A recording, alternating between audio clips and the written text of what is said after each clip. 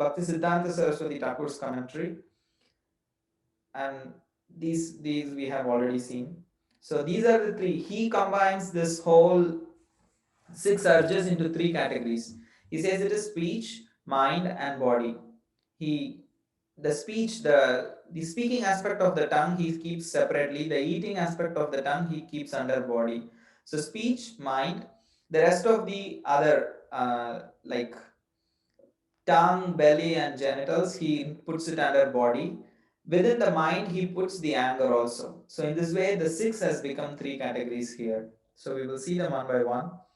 Speech. He says uncontrolled urges of the speech are like Mayavadi speculations or karma kandi scriptures or sinful material desires, talks coming from this place, whether it is talk or books. Excuse me. They are all considered prajalpa. They are all considered not useful for in the service of Krishna. They all should be given up. And he neither endorses practicing silence, but he says the fruit of really tolerating the urge of speaking something not connected to Krishna is to talk about the Lord and his service. The real, if you are really like wanting to control, I don't want to speak about unnecessary things, then what you have to really do is talk about Krishna. Hear about Krishna in your own space. You don't need an audience to speak about Krishna. Sometimes we all think like that. I need an audience to speak about Krishna. If you really are addicted to speak and are thinking about Krishna and speaking about Krishna, you don't need anyone. You can just, that's what reading becomes. It's a self-speaking actually. What you choose to read, what you choose to see in your mobile, what you choose to see in your free time, that's all your what you want to speak actually. Because you don't have a company, then you end up seeing it. So it's all a reflection, it goes very deeply. So in terms of mind, he speaks. He says one is the aviroda priti, means unrestricted attachment. There was a question earlier that somebody asked me personally, what is aviroda priti? Unrestricted attachment. There is aviroda, means viroda is counter. There is no counter, free flow. I'm just falling freely in love. So just getting attracted without any restriction. I'm just giving myself up to that attachment. So that is called as an unrestricted attachment. He says there are three types of these kind of unrestricted attachments. One is the Mayavadi philosophy, karma kanda, and these and karma. When people have these kind of desires to personally enjoy on any level, subtle or gross, so then when it is frustrated, then there is viroda yukta krodha. Anger comes because they could not achieve that thing, what they wanted. So anger arising from frustration of desires. So we all can just meditate. We want something to happen in a certain way, and then someone comes and spoils it.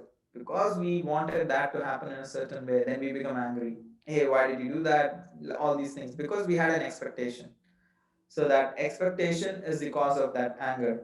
So if that expectation was, if we were in a detached space, we'll be like, okay, how do I do? Okay, whatever happened, happened. So then our anger will be much more controlled. We'll be in a more mature space. And in terms of body, he deals with tongue, belly, and genitals. He says all the three are physically situated in a straight line, and it starts with tongue. If anyone controls tongue, then they'll be able to control the other two also easily. That's what is Bhaktisiddhanta Saraswati Thakur's diagnosis of the issue. He says the urges of the tongue, the same, whatever we discussed earlier. There is bodily demands begin with the tongue. There are various kinds of taste. There is tamasic food, food in the mode of ignorance, food in the mode of passion, food in the mode of goodness. Then there is intoxicants. Then there is palatable food, nice food. But then on the highest level is prasadam. So all kinds of foods are there, but the topmost level is the prasadam, which is offered to the Lord for His pleasure, and then accepting it. But if someone accepts that prasad for its taste and overeats, then that is also considered urges of the tongue. So, and offering palatable dishes to the deities and so that we can enjoy later is also not considered a proper standard. And just going to different kinds of places or people taking invitation, this is especially for renunciants, thinking, okay, somebody will offer me great food, so I go to this home, I can go to another home, like that. That kind of attitude is also not a proper one. So how to control the urges of the tongue is to limit to eating prasad and with proper timing and with proper quantity. Urges of the belly is the same. It can lead to a lot of diseases if the quantity is not controlled, and it can also lead to unrestricted sexual urge because the greed, it shows its head a little bit like through the tongue and belly. When it is regularly uncontrolled, then it manifests in the sexual urge also. So that's why controlling the tongue and belly can help us easily control the sexual urges also. So how to control the urges of the belly is again just honoring Krishna Prasad. He gives an interesting measure also. Observing fast properly, like Ekadashi or Janmashtami and all these days, observing the fast as it is enjoined and engaging in Krishna Seva. And the sexual urges, the same, he also says there is illicit and licit. But if somebody is a householder, he gets married and has sex life.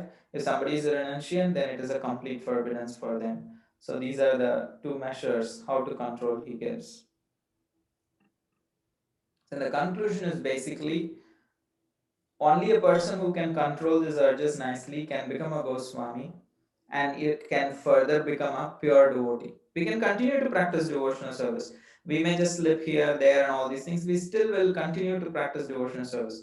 But if we want to come to a stable platform, and if we want to come to a platform of Nishta and from there Ruchi, Asakti, Bhava, and Prema, then we need to eventually become Goswamis, and that will help us to become a better servant of Krishna.